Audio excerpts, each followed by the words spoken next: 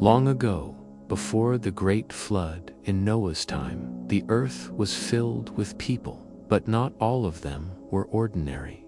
The Bible tells us in Genesis 6 that there were giants in the land.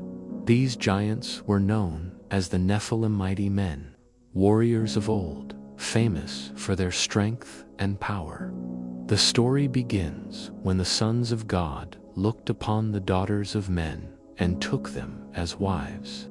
From these unions came the Nephilim beings, unlike anyone else on earth. They were larger, stronger, and more fearsome than ordinary men. Their presence spread terror, and their power led many people into corruption. The world grew darker and more violent. Humanity, instead of walking with God like Enoch did, turned to wickedness. The Nephilim became symbols of this corruption, giants who ruled with pride, who used their strength for evil rather than good.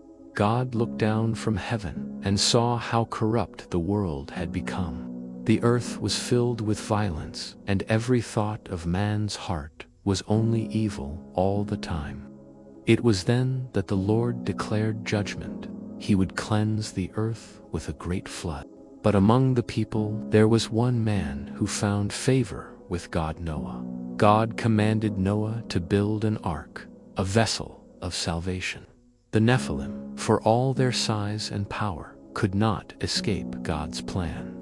When the floodwaters came, the giants fell, and only Noah and his family were saved. The memory of these giants remained, told in stories passed down through generations.